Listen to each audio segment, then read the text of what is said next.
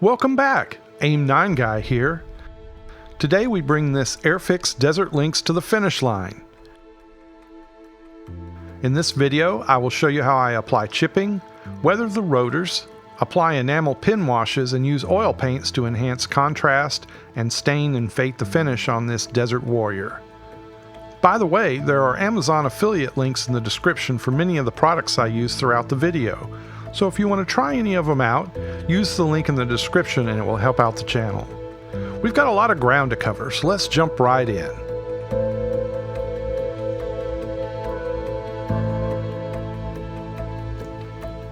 In the last video, I mentioned how the hairspray chipping technique didn't work for me, so I'm going back to the sponge technique. Here you tear a little bit of foam into a small ball, dab it into the paint color you're wanting the chips to look like, and then dab that onto a paper towel until it's almost gone. Apply it carefully and randomly for best results.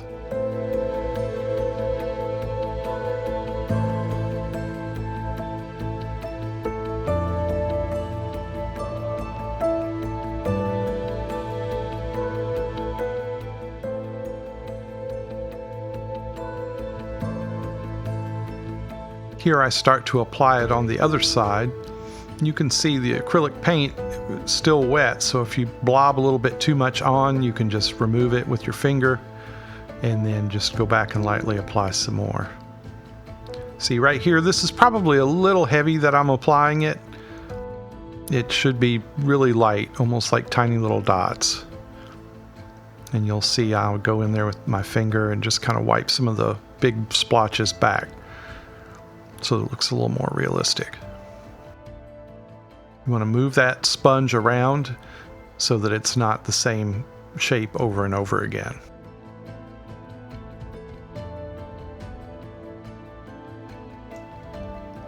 So here I'm using a fine brush with that same chip color, which is the dark green, and using it to refine some of the scratches that I put on there with the sponge technique.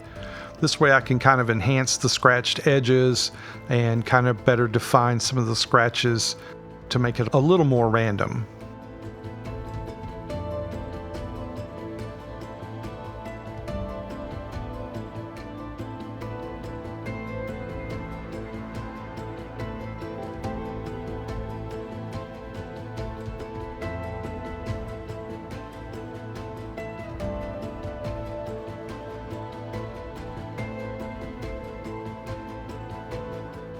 So here on these exhaust diffusers, I'm adding a little bit of graphite on a Q-tip to kind of impart a metal sheen.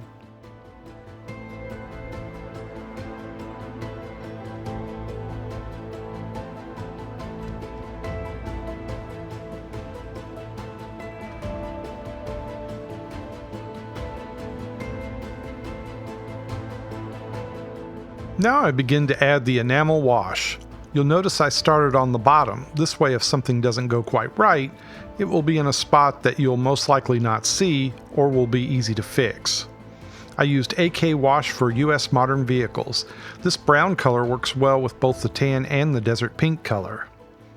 I apply a light coat of odorless thinner on the surface to help the washes flow easier, and it also helps when I go to clean up the excess. I work in small areas at a time. I don't want to have trouble removing the excess wash, and so I don't let it set too long. I prefer to add the washes in layers, diluting it a little with the odorless thinner and building the opacity up. This keeps it all from looking the same.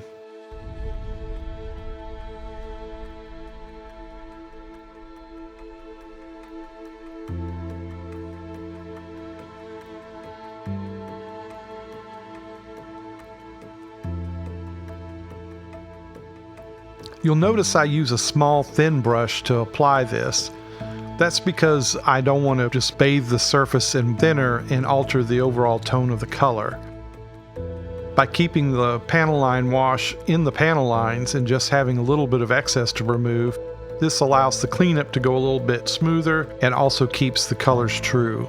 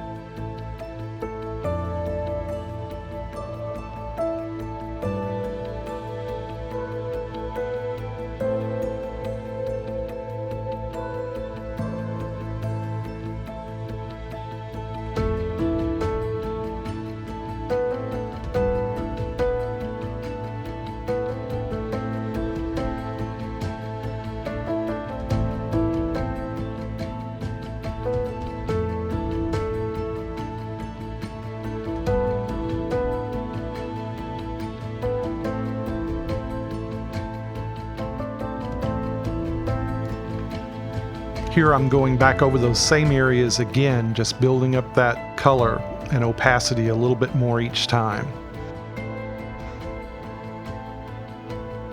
You don't want it all to be even. You want it to kind of be a little bit darker in some spots, maybe a little messier in others. Gives it a more natural appearance and doesn't look like just every line is etched in black or brown.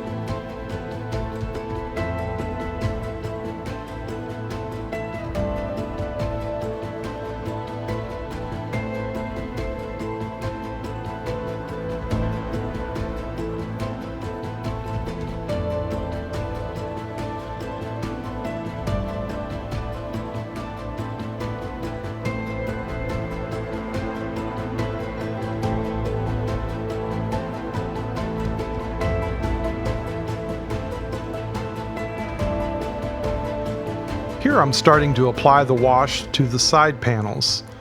Again, using the same technique, working small areas at a time. I'm just adding the panel line wash along the panels and the raised detail. This kit has a lot of rivets, a lot of raised detail, so it was fun to add these panel line washes across the surface. Really brought the details out, made this helicopter come to life.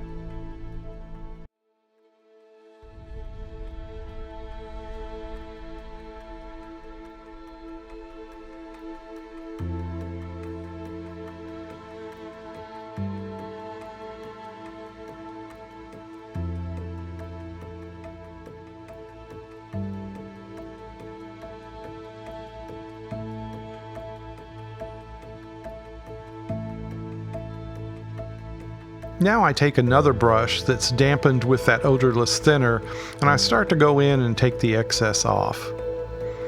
This is where you can be a little more artistic, kind of leave some areas a little more exposed than others. Draw some of that wash down vertically to add some grime effects, and kind of have fun with it. This is one of my favorite parts of the weathering process.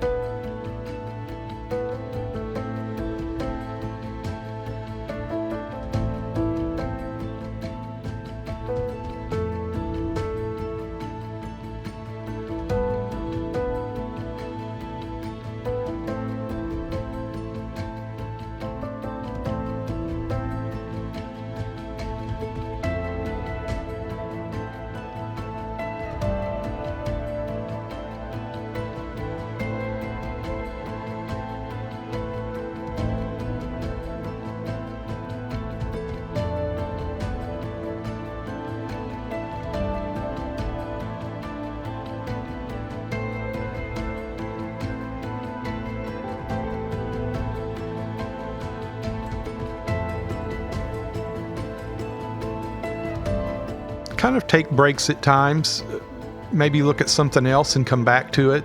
It's easy to get fixated in one area of detail and go a little bit too much contrast, or it look off from the rest of the side of the helicopter. So if you take some time and kind of look at the overall appearance and the balance of the wash against the fuselage color, you'll get a better feel for how it's looking, and you can kind of take your time and manipulate those washes to work the way you want them to.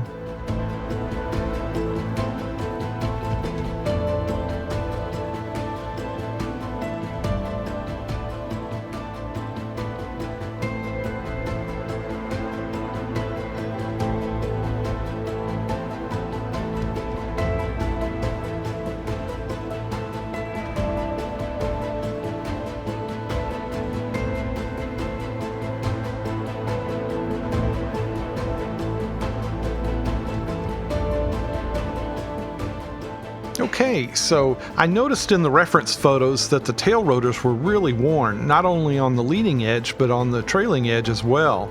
So this was kind of a fun technique to try. I'm using oil paints here to kind of affect the weathered tips of the rotor blade. This is just a gray color that I mixed up, and I'm just applying it lightly with a fine point brush, and then where the exposed blade starts to give way to the paint, that's where I'll use some white or really light gray oil paint to simulate that faded edge where the paint's starting to wear away and expose the metal rotor blade underneath.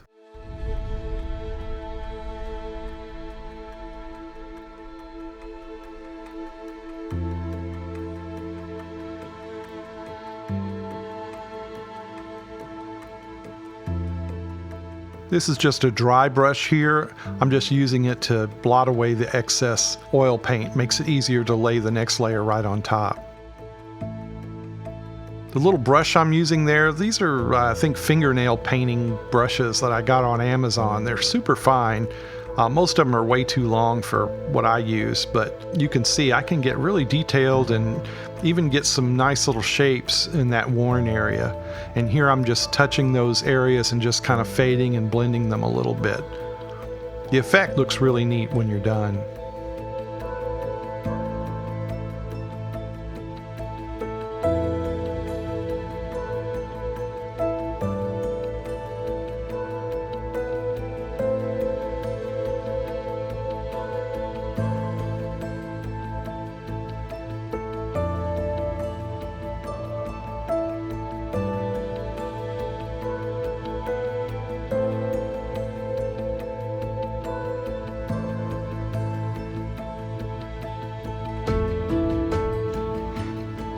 Here I'm applying the same effect to the trailing edge.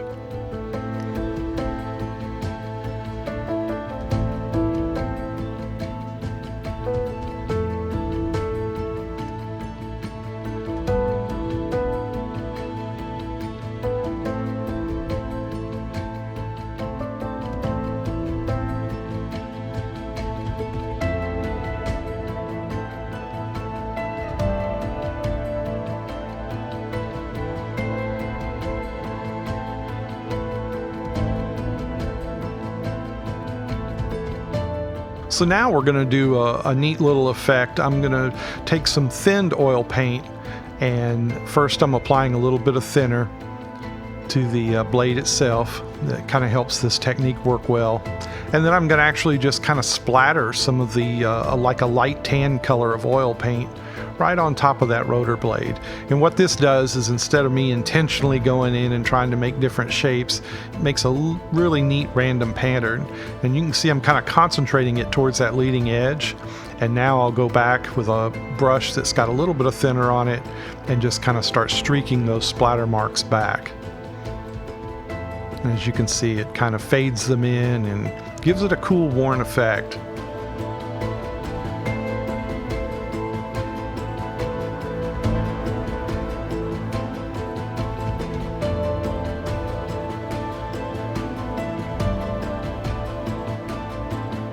Alright, so now we're going to use some of the oil paints to fade and do a little bit of dry brushing with it.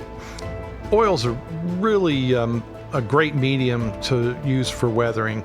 I use them quite a bit, and like in this case here, I'm just using a soft brush with a little bit of light tan color, Don't have to be super accurate with my color here, just trying to get a little highlight color, and I'm going in and touching up that raised detail, and it's really starting to pop.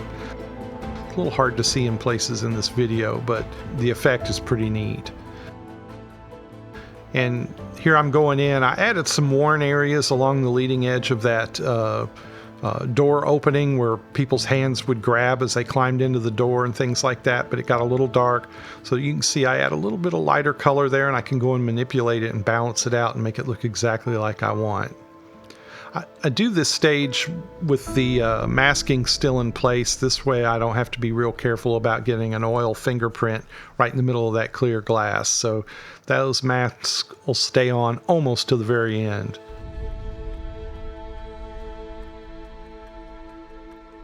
The key here is to use really light touch. Also, don't use a lot of oil paint. I barely have any paint on this brush when I'm applying it.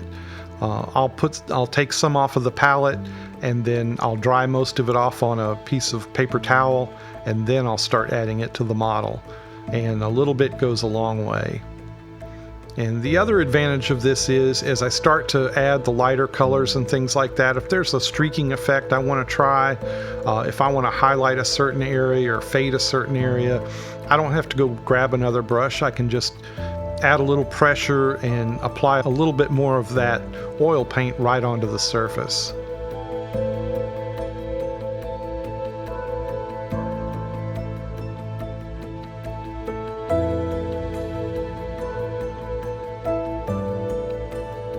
You can see here I'm adding those light tones, just trying to get some contrast going on here. I want it to look faded. I don't want just flat panels of desert pink or the desert tan color. I want some variation there.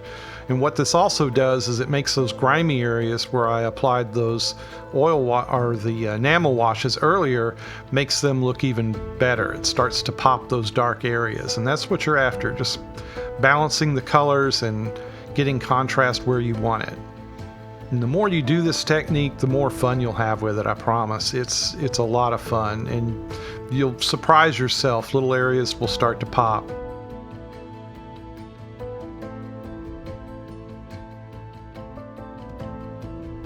Here, instead of fading the paint, I'm actually darkening the paint, adding a little bit of a dark brown color. I believe this is an ochre color that's being added into some of the panel lines and to add some shadows and shading. This kind of establishes some grime and shadow areas, and again, same thing. I'm not applying a lot of oil paint on that brush, kind of rubbing it in. You'll see it's not real neat and clean. And now I'm taking a soft brush with just a little bit of thinner on it, and again, dried off almost completely.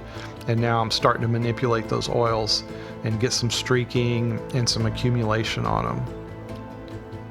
Areas like where a hand would wear away paint and make it darker and things like that, your oil paints are going to do a great job of that.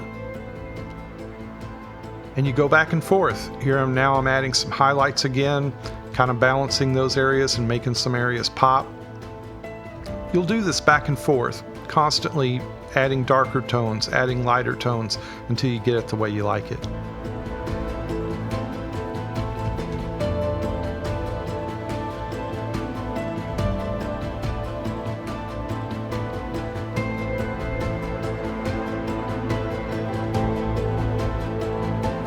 You'll notice now some of that door panel up, especially the lighter or the top third of that door panel, is starting to be lighter than the rest of the door.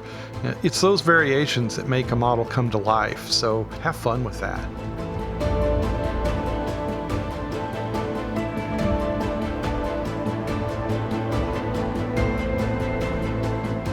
Here I'm going in with that soft brush again, just softening up some of the areas that I've put in here.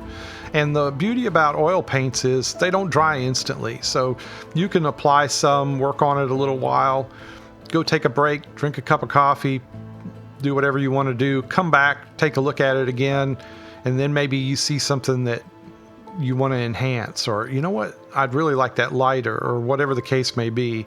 And the oil paints are waiting for you. Just grab a brush and start manipulating them. And you get probably If you've used light oil paints, you're probably getting, 24 hours out of them before they really start to set. Here I'm lightening the details and along that leading edge of the tail and along the top of the spine there, just adding contrast. Dry brushing across some of that rivet detail, starting to make it pop.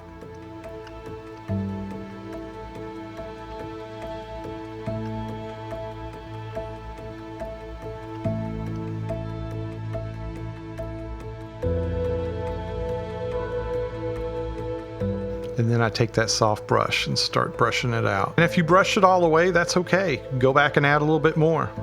The other neat effect about this is those highlights will go over your decals and things like that and make them look even more painted on.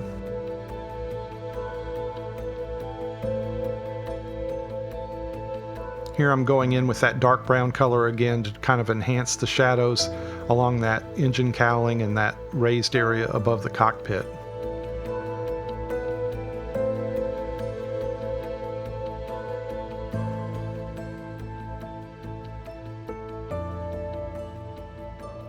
You'll notice I'm not using a lot of thinner or anything like that. This is just the brush basically burnishing that oil paint into where I want it. If it gets real dark, I may add a little bit of thinner to my brush. I think I have right about there. You can see me touching up some spots. But again, there's very little thinner at all on that brush at all, but it's enough to just lift some of it up.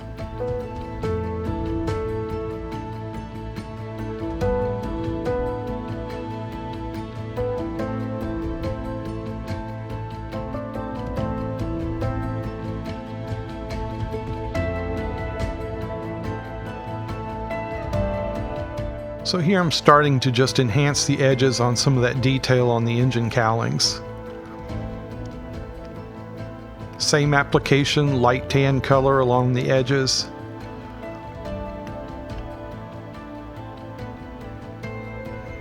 See me dragging it, dry brushing across those rivet details to help them pop a little bit.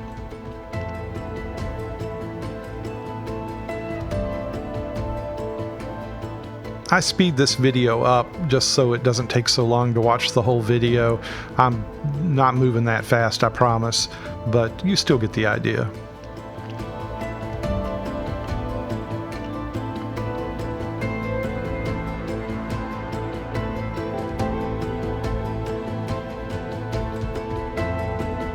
There we go with that soft brush again. I'm just dragging that light tone color down, helps enhance that faded effect.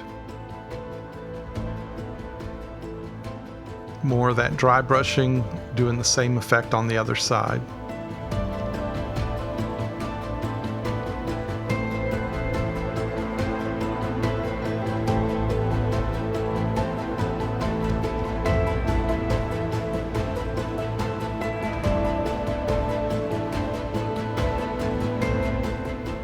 Here I've added that light tan and a little bit of a line along that cowl. And I'm just going to burnish that area and brush it down, and it'll make a nice highlight along that curved panel.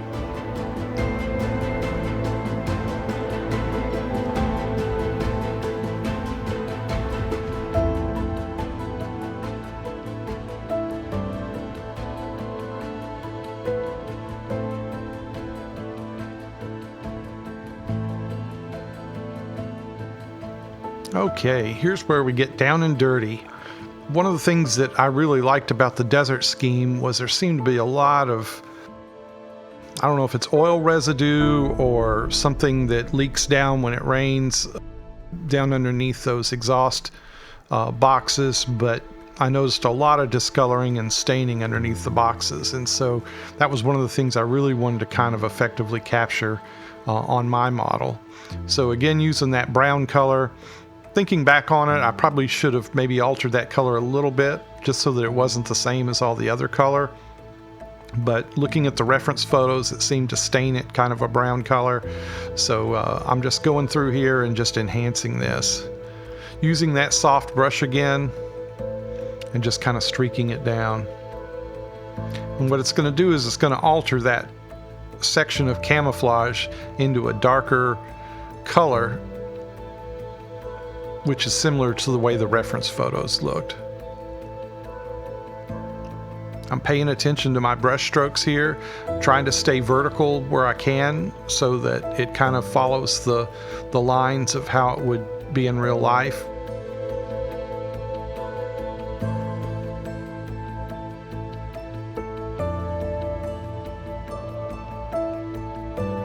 So now I'm starting that same grime layer on the other side.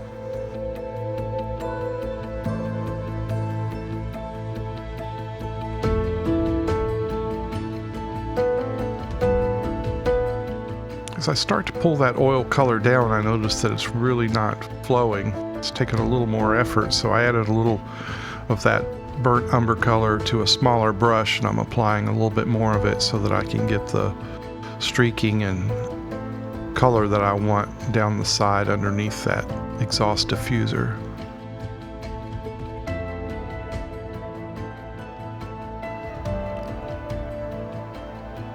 Sometimes the effect works like you want, sometimes it takes a little more work. And on this side, I don't know if the paint was a little flatter here, but it was difficult to get it to kind of flow down the side like I wanted, so I ended up having to add just a little bit of thinner to my brush. You'll see me add some little dabs of it here in a second.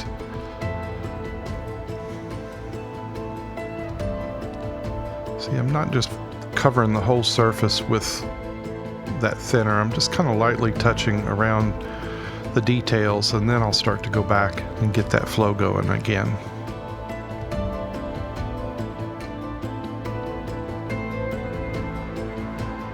The beauty of these oils is, let's say I just didn't like the effect at all, I could go in with some thinner and completely remove that brown and start over again.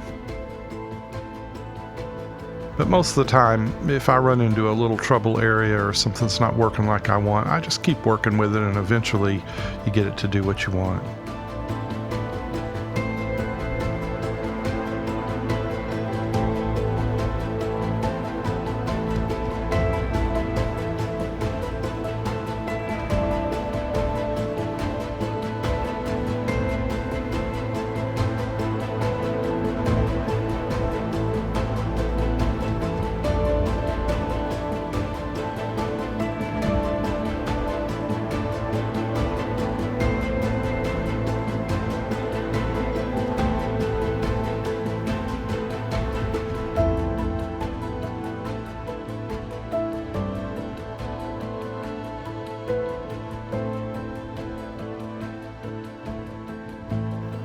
Here I'm adding a little bit of that tan color to affect the highlights, that rivet detail underneath that area.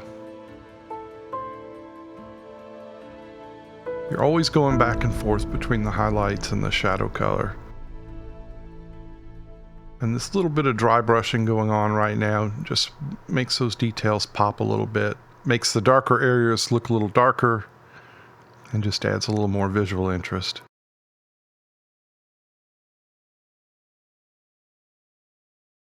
Here are a few shots of the finished model. I hope you enjoy them.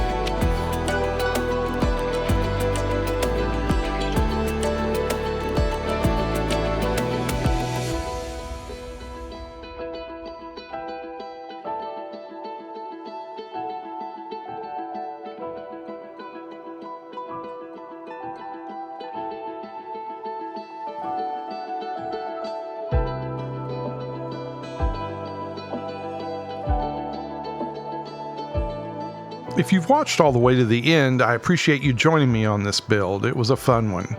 If you're new to my channel, please like and subscribe, and as always, leave a comment in the section below. I love talking models and would like to get your feedback. If you'd like to watch earlier portions of this build, I'll have the links listed here. And as always, thank you for watching.